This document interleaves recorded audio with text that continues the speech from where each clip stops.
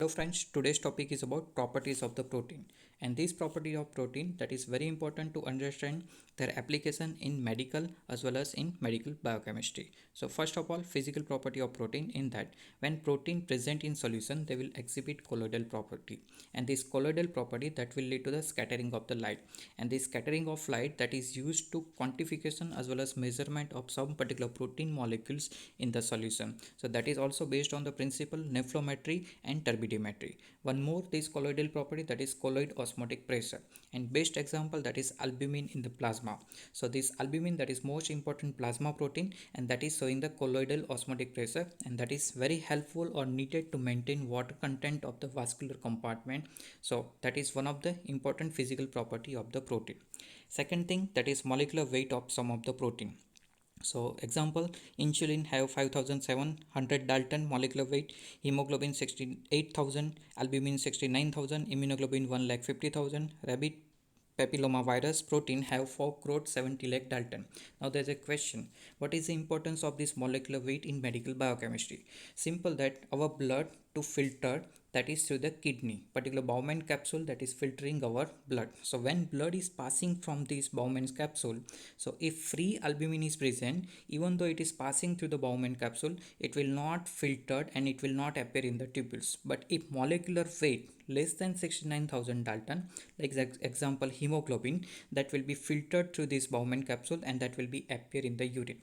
So simple, you have to know that hemoglobin that is generally not in the free form in the blood. In the blood, hemoglobin that is mostly present inside the RBC. So even though RBC is broken down, hemoglobin will be appear free form, but immediately that will attach with the another protein. So generally free hemoglobin is not present in the blood. So that is important characteristic, and that is used to understand this medical biochemistry.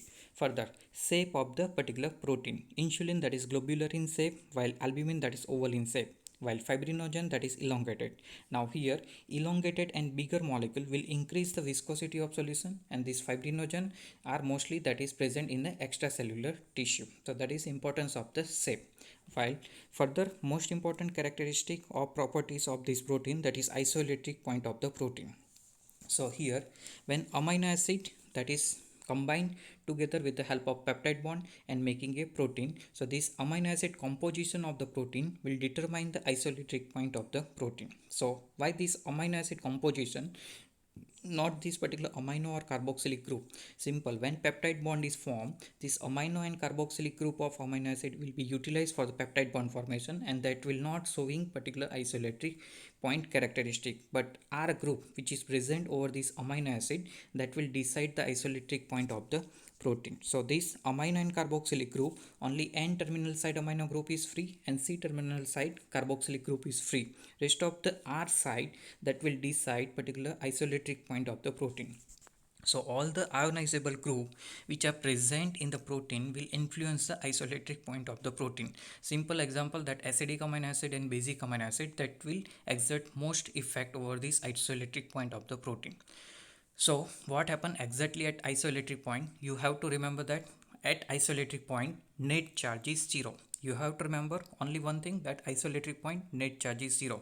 Why net charge? Means total charge is 0, means number of anion and number of cation will be equal. So suppose that any protein which have a 50 amino acid, out of that 50 amino acid there are 20 positively charged and 20 negatively charged. So number of anion that is negatively charged, that is 20, number of positively charged, that is 20. So both are equal, so net charge is 0. So at isoelectric point, what happen, the protein will not migrate in the electric field because it have no difference in the positive or negative charge. So at net charge is 0, and this property that is leading to the no migration in the electrical field.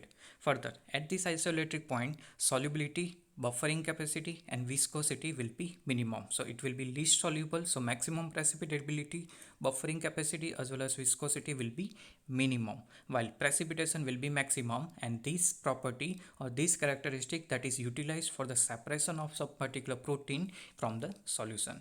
So out of this isoelectric point, if it is going toward the acidic side or if it is going toward the alkaline side. So if it is going acidic side, protein will exert cationic, means positively charged. Over the alkaline side, it will give anionic or negatively charged characteristic. Here some important example of isoelectric point for the some particular protein that is given. Pepsin that is 1.1, casein 4.6, albumin that is 4.7, insulin that is 5.4, globulin that is 6.4, hemoglobin 6.7, myoglobin that is 7, while lysosome have isoelectric point that is 11. So that's some important isoelectric point of the protein that is given here. Now this important characteristic of isoelectric point that is also used to staining of various particular molecule or tissue in the pathology. In pathology, various tissue are stained, and that is using of the different particular dye. And one of the example that is eosin dye, that is acidic dye, such as that eosin will dissociate when this eosin dye is present in the solution. What happen? This hydrogen will be liberated and dye have a net negative charge.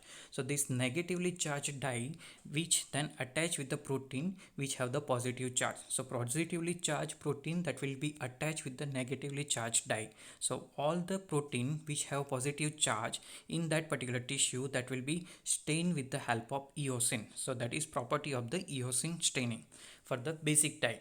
The best example that is hematoxylin and methylene blue. So when what happened to this hematoxylin and methylene blue dye is added in the particular tissue, and this dye will dissociate it in the hydroxyl group and dye that is positively charged. So this positively charged dye that will attach with the all protein in the tissue which have the net negative charge.